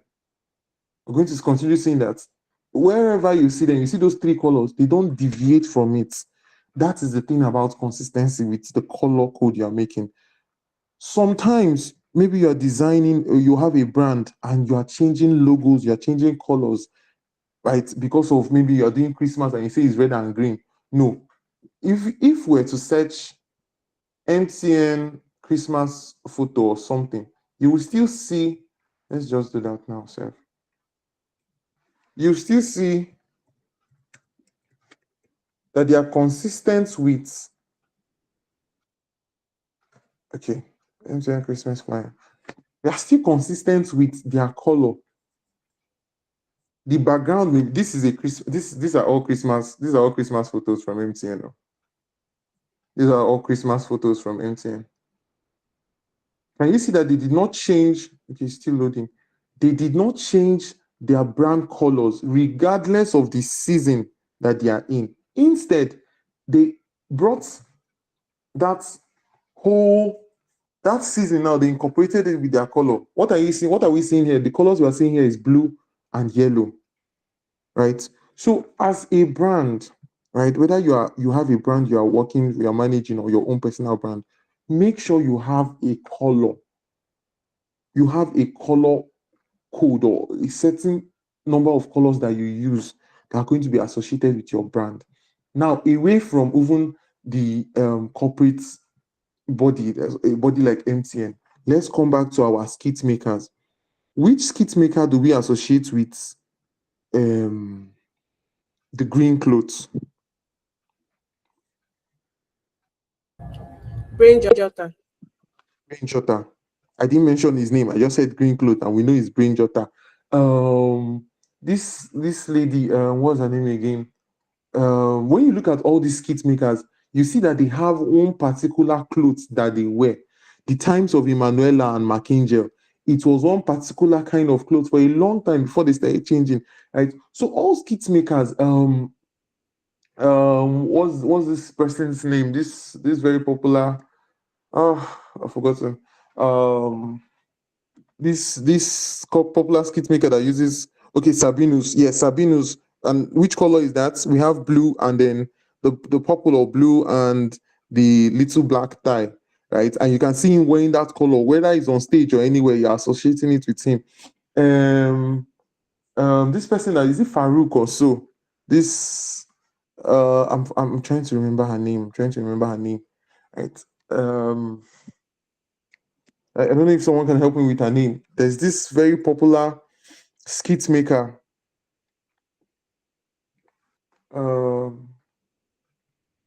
where she uses different she has different characters. I think there's Tenny, there's Farouk or so, and then I don't know how her name is skipping. Her name is skipping my mind. Taoma. Tauma, thank you for that. Tauma, right? There is one particular dress that she's always wearing. I was looking at the other skit the other day, like, Mama Tao, you've changed clothes. Praise the Lord, though. There is one skit, there is one clothes that they are wearing. And why? It's not that they are telling you that that's the only clothes that they have, right? Yes, the old woman lace. If you see her on another clothes, you know that something big, Tao has done something, right? Something big wants to happen. That is consistent. Once you see an old woman lace, whether you want to relate it or not, and your mind is calculating with a brand, you are thinking of Tao already. It is intentional. You must be intentional about your brand color.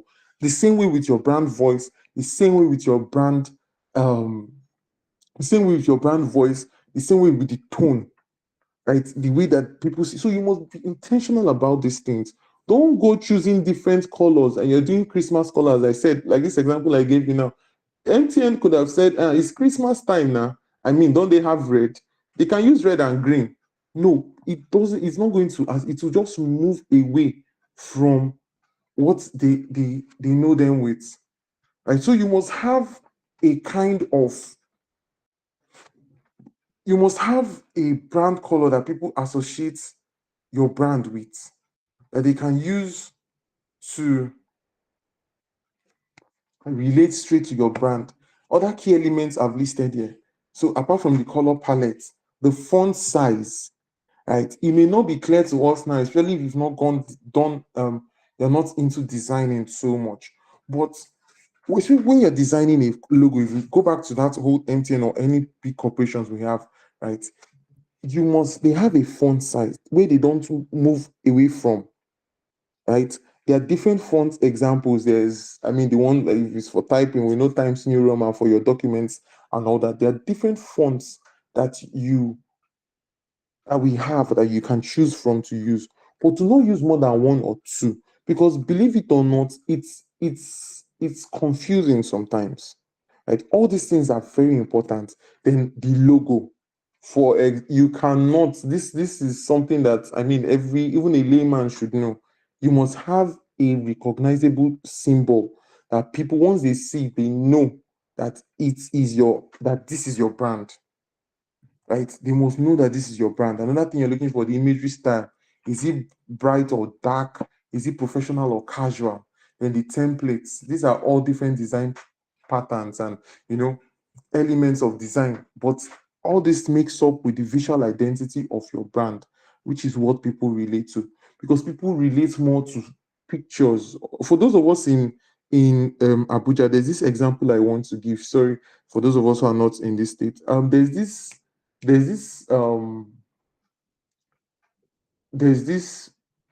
I don't know what to call the ad now. I think it's for real estate. We're always seeing on all around the metropolis. I'm trying to get this guy's name. I'm trying to get this guy's name, but it's so prevalent. If I get the name and I mention it, I'm sure we're going to all see it. It's so, since last year I started noticing it, he has been so consistent with that. And you may believe it or not, but once you see a picture like that, you're going to be able to associate it with that brand. It's been on a billboard, this big billboard, and I've forgotten the Greater Heights, a whole lot of words that he puts out there, right? But that's just by the way. Now, an example of this is, if your brand is a natural skincare line, your colors you may want to go with is soft green, white, clean fonts, real skin images, very little designs, right? Green, you're talking of natural skincare line. These are colors that people can associate with that. One very good way to choose a brand kit or to choose your color palette, front, your visual identity is using Canvas brand kits. right? Especially if you're not really into design and you just want to do a little bit of designs that you can just put out with your post, right? You can use Canvas brand kits, and you have a design that you just store. So once you want to design, you choose the kind of fonts which you can even share with your teams, right? Your designers, you have the fonts that you want to choose, and then you do your designs, right? So another key component is consistency. When I gave the examples, we listed some brands, both people and both professional brands. Like the one we just looked at, MTN. Consistency, you must be consistent. People will only trust what they recognize, right? When you are true to the post you've been making day in, day out, people will be able to recognize you. They are going to trust you, right? And your posts become memorable when it's in their memory. Imagine when I said which skit maker has brain jotter already comes to mind, right? Old woman list, we're talking of Mama Tao. Yellow, MTN. Red, Airtel. Green, Glow. There are a whole lot of brands we can continue going on and on like that. You appear professional. Your audience builds familiarity, right? So there's a little checklist that I've shared here that when we go over, we can go over them. So you want to use the same logo, same voice across all platforms, posting tone and format, same casual, quality visual, even the time of posting, right? Even the time when you post, when you're consistent with all those things, they know that at this time, this is what they're going to be seeing. If you're looking for this person's post, is at this time. All these things are part of things that that forms your brand, right? And where you should be consistent in. So next we'll be looking at the different types of social media content that we have.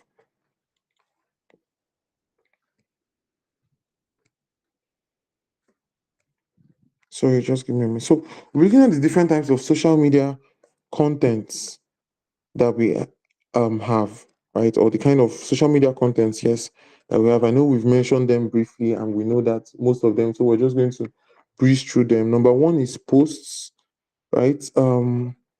Posts are static visuals. They are static pictures, you may want to call them that appear on your feed and help communicate value over time, right? So different type of posts include single image posts that just have one image or picture, just one message, and a strong visual, right? You have carousels. These are multiple slides that you can swipe through for great steps or step by step tips of storytelling. And you have infographics, right? You have infographics. These are visually simplified data, facts, or tips. Right? All these are different types of posts. Uh, the next is reels. And where you find reels are on TikTok. You see them on TikToks, on YouTube Shorts videos. Right? These are short form videos that are very engaging, right? And they may be for different reasons, whether they want to educate. Mostly they entertain, right? Educate, entertain, motivate. There are different reasons, or inspire. There are different reasons why you could make a reel, right? Examples of reel include trending audios, maybe lip sync, how to tutorials, then BTS behind the scenes, right? You want to behind the scenes, you want to show your process, the office, your team. You want people to relate with the humanity part of your brand, right? How to tutorials. You want to show people how to get things done. As the name connotes, right? And then there are some tips I've left with each of the platforms that we look when we go over the material. We can just go over them. When we look at the material, we can go over them on our own, right? And just to go a little example for like TikTok or the Reels, you want to hook your audience in the first 3 seconds, right? Of your post, the first 3 seconds, you want them to be like hooked on it. It must be captivating. Use captions. Some people want to watch without sound. So it's very important that you use captions. That's when you're making your reels or photos. You want to keep it fast paced and valuable. And then importantly, end with a strong call to action. If you look at every of the types of examples of giving of the of the type of social media contents that we have, right, you would see that one thing is prevalent, one thing is always there, end with a call to action. As I said, never assume that your audience knows the next thing to do. And even if they know, take it upon yourself to remind them, this is what I want you to do. Right? This and this is what I want you to do. Right. The next is stories. Now, stories are temporary posts that disappear after 24 hours. WhatsApp story, we have different platforms. WhatsApp updates, those are examples of stories. Facebook story, which is what is actually called Instagram stories, right? After 24 hours, they disappear from the platform. Examples, uses, we can use this for daily updates, right? Maybe for a business, you can say we just restocked, you're giving your customers updates, business is open. If you're an online store, you understand all those kind of things. Polls and quizzes, right? AMAs, ask me anything to increase engagement, limited time offer. Maybe you are selling something, you're saying we have only 10 slots remaining, we only have 10 products sold out. It's for quick updates. That's what you use your stories for, right? And the tips, some of the tips I've left here, you want to use stickers, polls, sliders to increase interaction. That's one of the best for stories. You want to talk directly to your audience with short form videos, right? And then show your human side with stories. Show your human side that they can relate to. And so I've also given a short table for which we can use to always go back to know the right type of content and for the goal that we want. So if you want to build awareness, it's best that you use real stories, carousel posts. You want to educate your audience, you're looking at infographics, carousel still and reels, drive engagements, stories, polls, question and answer, and then question and answers, articles, and then sections, right? There are questions, you take question and answer sections or engagements, and then reels. You want to get leads or drive sales, you want to use your ads, which is paid advertisements, reels with clear call to actions, and then carousel ads. Then building trust, customer testimonials behind the scene that obviously show the human side, and then stories or question and answer sessions, right? These are all types of these are the kind of content and then the goals you have in mind and the type of platforms or the type of content rather that you want to use for that goal. Now, one thing I want to leave us with is that social media is a combination of everything, right? Social media management or marketing is a combination of strategy, creativity, and consistency. It doesn't just have to be one thing. And the truth is, you may not have all this, you may not master all these things we've talked about at once. Obviously, with practice, you're going to get better, but you may not master every platform at once. As I said when we were talking about content creation, you want to master one and then move from there, right? So you may start with one or two type of content types, maybe reels and stories or articles, depending on the kind of brand that you're building, right? And then you now grow from there. But know that if you define your brand voice, your values, and your visuals, you choose the right type of content for your target audience, right? And then you stay consistent with your messaging and your style, even if you don't go with anything today, right? Just to repeat, if you define your brand voice, your values, and your visuals, right? The 3 V's, and then you choose the right type of content for your audience, and then you stay consistent with your messaging and style for your audience, you will not only attract the right followers, right? But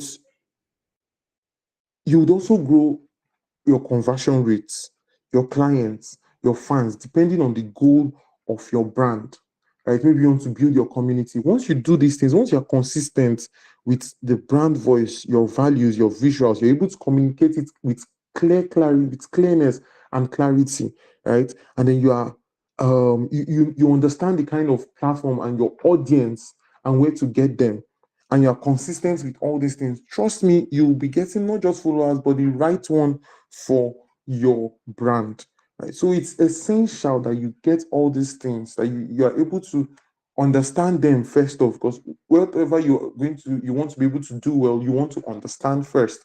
So you understand the platform, understand the type of content, the best content. I would encourage you to go over this material later, especially these tables. You can have them at the back of your mind. You know, you want to build awareness.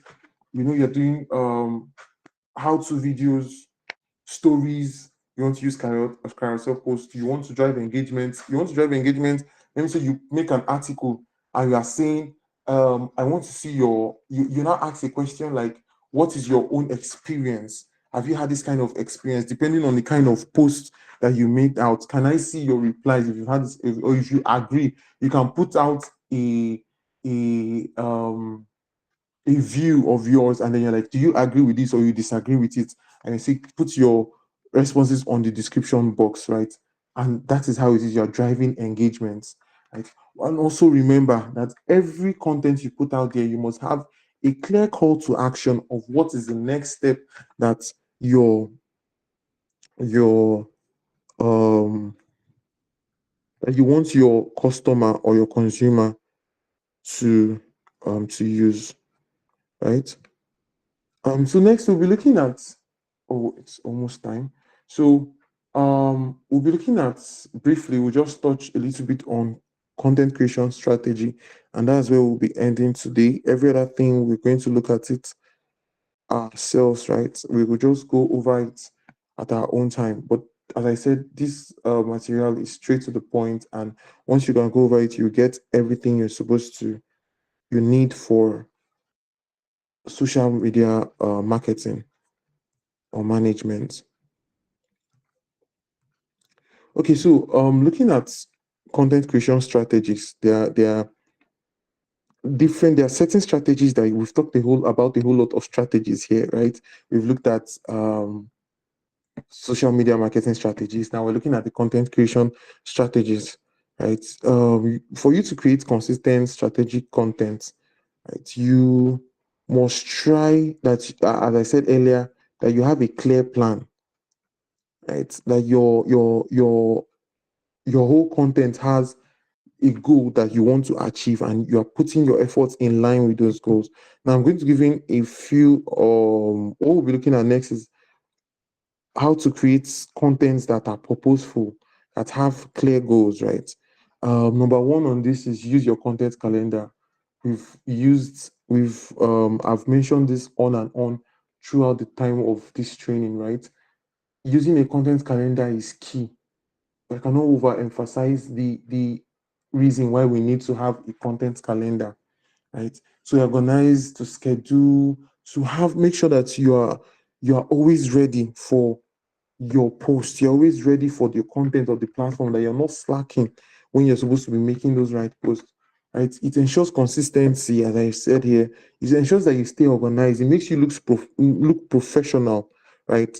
And all this fire brigade approach to posting, you avoid it, because when you are, as I said, obviously you're working with a team. Even if you're a one-man business you are running, imagine that when you're supposed to be answering customers, right? Maybe you are selling goods, and when you're supposed to be answering customers, when you're trying to put out your post in the morning, no, or when you're trying to plan the post that you want to put out that day, no.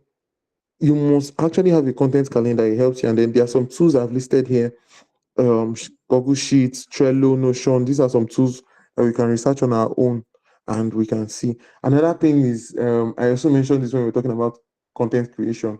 You want to batch create content.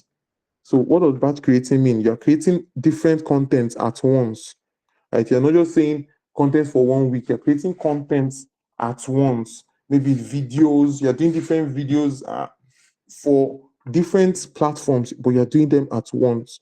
And why does this? It saves time. You could block a certain time in your calendar and say, okay, for the next 3 hours, what we're going to do is create content. And that content, the content you're creating is not just for 1 day. You're creating content for like a week or 2 weeks, right? So you want to batch create content. It helps you save time, both time and mental energy.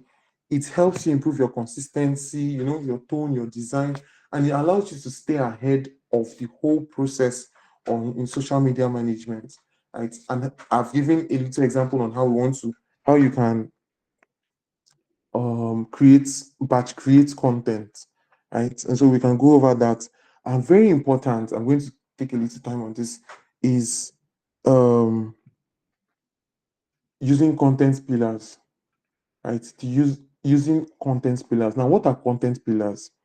Content pillars are generally themes, right? That your content rotates around, right? There are different types of content pillars. Now, your content may be educational. You may certainly want to describe it as the goal of your content, of a particular content you are making. I'm not saying your brand though, of the content you are putting out. Now, your content may be, the pillar may be educational, right? Or the goal may be you want to teach, and that is educational. You want to inspire people, you want to motivate people, that's inspirational. You want to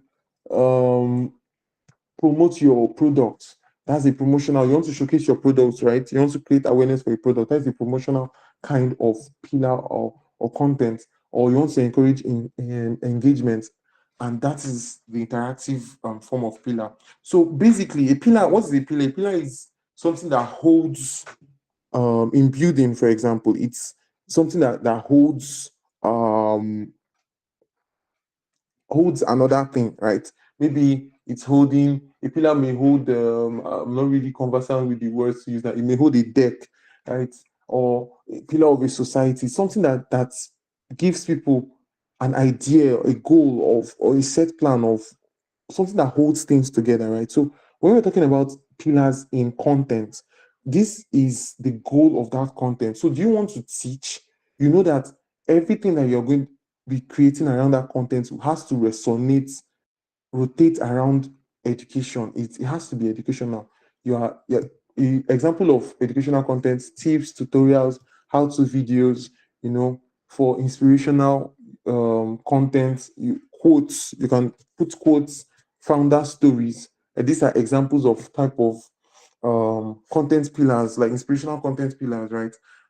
Promotional, product photos, limited time offers, and then for interactive question and answers, this or that games. Do you want to choose this? Will you either go for this or you go for that, right? Just to reiterate, now for content pillars, it is not prevalent that a brand uses just one content pillar. Obviously, no. Remember, I said that there are different contents for different platforms, right? For example, you're doing your how-to or tutorials, it's YouTube and it's educational. So a brand may choose, depending on the platform which they are posting that particular content, the kind of pillar. But what it does is that it guides the kind of content you are creating, right? It guides the kind of content you're creating. For example, you know that what you want to post is a promotional content, right? That's the pillar that surrounds it. You're not going to come and start doing and showing how to do some, maybe how to put in how-to videos there of any action or anything you want to teach, right? What you're showing them is, okay, this is the food, this is the pictures of the products that we have, this is how many is remaining in the stock, right? Just to drive sales, right? You want to showcase what you have. I've also given an example of a content plan, right? We can go over that on our own time. I know earlier I'd also given an example on content creation of the kind of plan, of a content plan, right? Okay. Okay, so basically, right? Basically, social media management, as we have been going through, right, from the onset of this class, one thing that is prevalent amongst everything that has been said, right, is the ability for you to have a brand that stands out, right? I said before that earlier that if there's nothing you're going to get from everything that we have spoken about today, right? If there's nothing you're going to get from everything that we have shared today, right? One thing you must know is that you must be consistent with your brand voice. You must be consistent with the kind of visual. You must be consistent with the kind of content, with your tone, for your brand to stand out, right? Because as I said, there are whole millions of brands you're competing with day by day. But for you to stand out, for you to build your community right, for you to have the right return on the investment you are making, whether it's organic, whether you are making paid ads or not, you must be consistent with your brand voice, your visual, with every afford thing that have been listed here, right? Try to put them into practice. Try to put them into practice. For today, the practical is just going to be something very easy, or the assignment rather. We don't have time. It's really after 8. So I will need you to create a 5-day Instagram or LinkedIn content calendar, and then create and post one piece of content. That is, posting of the content is optional, right, to build your portfolio. Right? But I encourage you to do that. Even do more than one post, and as always, submit it the to the email address there.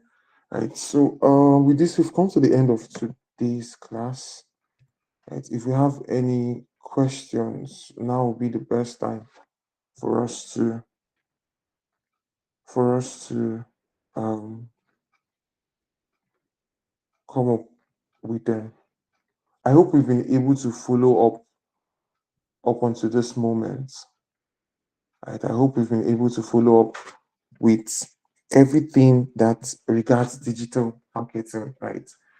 So the thing is, as I said earlier, when we started this class, take this as a launch pad into digital marketing for you to get more prepared, right? I know I'm owing us 2 video resources, like the video resources for last week and then this week, right? Which is going to be available latest by Tuesday, right? Please go over these video resources. Do not just limit yourself to what is in this material. Use everything that you're going to have on this material, but the best way that you're going to grow, especially with regards tech and then building your portfolio, right, is being able to show that these are the things you've done. For example, this assignment I gave today, right, all the content. In fact, I'm going to advise, have a if you don't have a brand you're working for, you can reach out to maybe a personal brand. If you don't have your own personal brand, you can reach out to brands around you and say, okay, I just took up a skill on digital marketing and I want to start practicing what I've learned. Do not wait till when you've built. Most times people make the mistakes, or we make the mistakes of saying, I want to learn and learn and learn. Trust me, something I know I'm trying presently and I've tried, and the best time for you to build your skills or your muscles is when you are learning on the job. And you don't have to wait for those offers, especially when it comes to tech. You can start building your own portfolio on your own. You don't have to wait. The assistants, as the AI assistants, can be of great help to you. Tell it to give you an example of, you want to build your portfolio maybe in a skill, digital marketing, for example. Give you an example of maybe a date tax to carry out, and then you take up these tasks, you're building your portfolio, you're putting them up maybe on a page or on Notion. There are different platforms where you can put up what you've done, right? Because what speaks for you as a tech person is what you've been able to do, right? And the only way that you will be able to build your confidence that, okay, I've actually done these things, is when you've done them. Not that you can do. There's a difference from saying I can do this thing and I have done this thing. They are two different things, right? So make sure you are able to say, I have done this. You see, when it comes to digital marketing, okay, whether it's search engine optimization you want to face, right, or social media management you want to face, or it is content marketing you want to face, content creation, which is necessary for every other type of marketing, or is email marketing, or any kind of marketing you want to face. Make sure that you are doing it as of day one, right? And I mean as of today. you are taking up tasks, you are doing them. Feel free to always reach out to me through the email that I have been provided there. Right, I know I've not gotten back to those, but I'm still going through the assignments that have been submitted. Right, thank you all for your time. I hope we've been able to. I hope this has been of great value to you. I must say, I have also gotten so much. You know, the best form of learning is when you're training. I've gotten so much. I hope it has been of great benefit to you as it has been to me. Right. So I want to check the description box if we have any questions before we go. Okay. Okay, so I'll just take it that we have no questions for us today. So with that, thank you so much for your time. I wish us a wonderful weekend, and good luck with everything that we do. Right? Good luck with everything we do as regards digital marketing. I can't wait to get the success stories from each and every one of us. Please, I would really appreciate that we share our success stories when we start getting those returns from everything that we've learned. Right. Thank you so much. Have a wonderful evening.